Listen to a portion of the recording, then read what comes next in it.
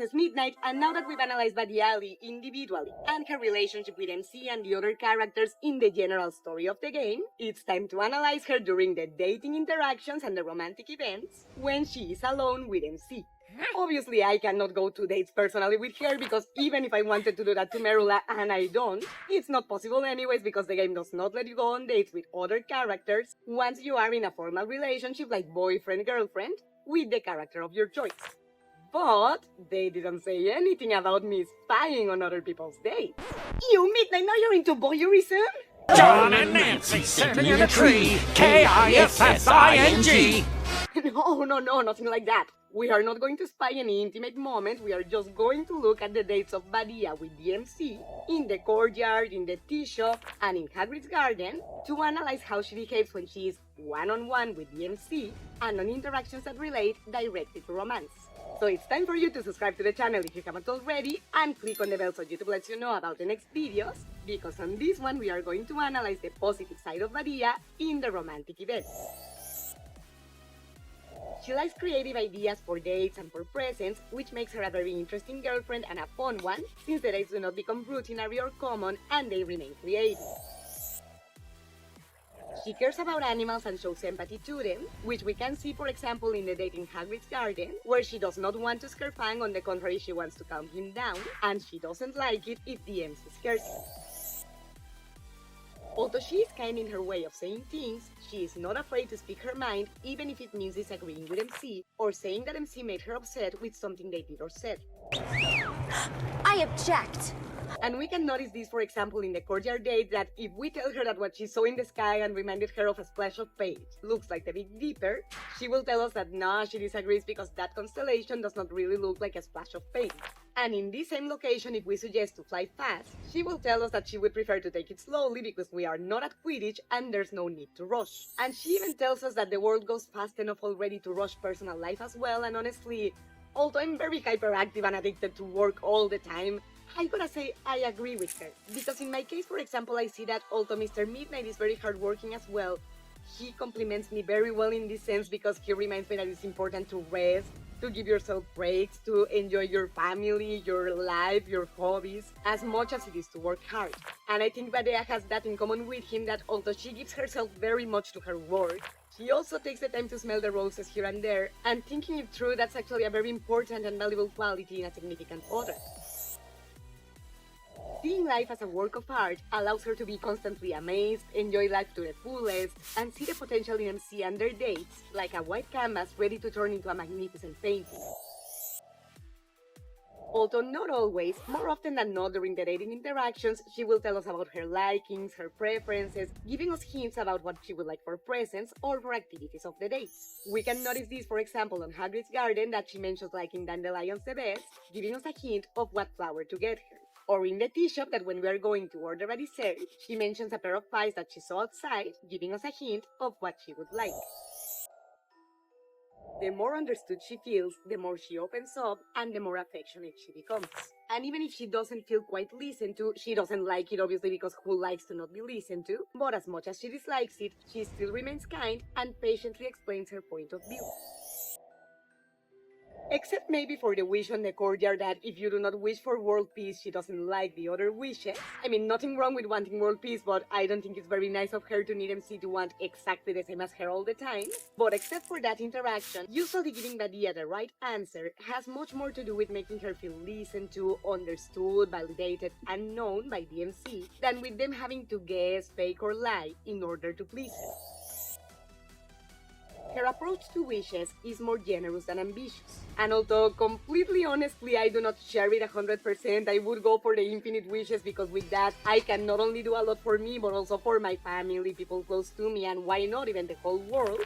But Badea's vision of prioritizing the world's well-being right away, whether we share it or not, at least puts us in perspective that although there's nothing wrong with wanting to better oneself and to get more things, there's more to life and more important things than just money or whatever one can possess. Since it is an important part of her, she speaks passionately and a lot about art all the time. However, passionate as she is, she still listens to the MC and leaves a space in the conversation for other subjects and other activities.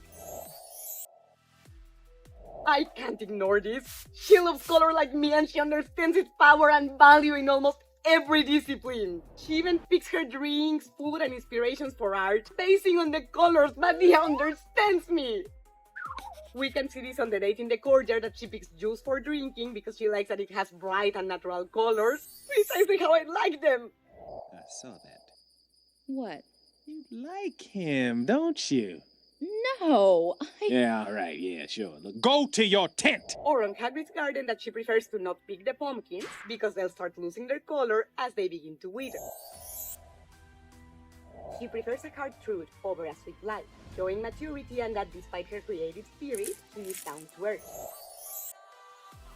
Although she doesn't love it, she is willing to take chances if need be, and can really be a badass when defending what she wants or what matters to her, including, for example, suggesting the MC dueling with Lockhart to ensure time together in the festival.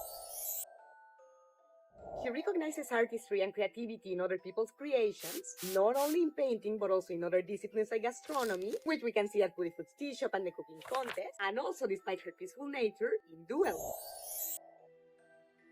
She's fun and interesting to talk to, asking interesting questions and suggesting fun activities, and relating almost everything to art and color, which is, no pun intended, my cup of tea.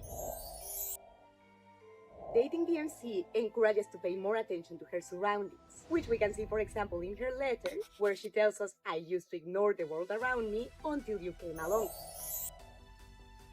She's willing to fight for what she wants, but still shows integrity, which we can see, for example, when she earns a T-set at Sunkos by giving Bilton an idea for a new joke product, which shows us that, although she is human and gets frustrated when she cannot have what she wants, she prefers to work for things and to earn them the fair way than to resent other people for having them, or manipulating, cheating, or doing things that are wrong to get what she wants. She values and appreciates people that make a positive impact in her life.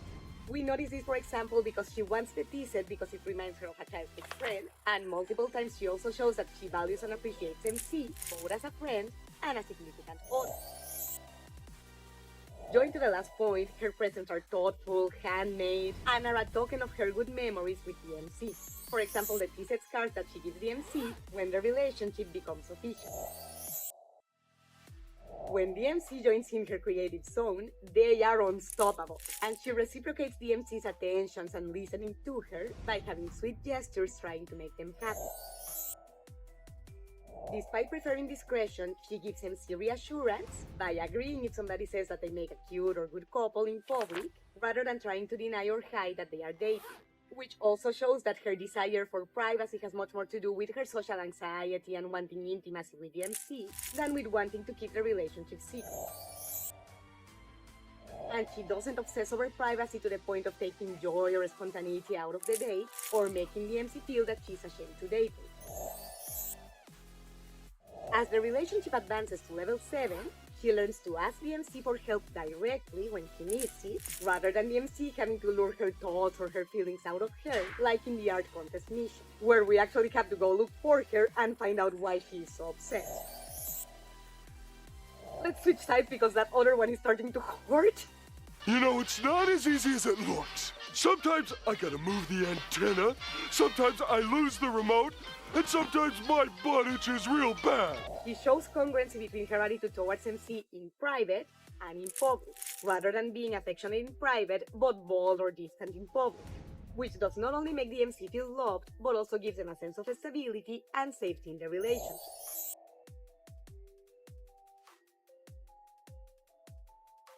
If you're liking the analysis of Badea Lee in the romantic interactions of Hogwarts Mystery, don't forget to leave me a thumbs up, subscribe to the channel, and click on the bell so YouTube lets you know about the next video, because on that one we are going to be analyzing the dark side of Badea in the dates and romantic events in our favorite game. Mrs. Midnight loves you and hopes to see you next time. Until very soon.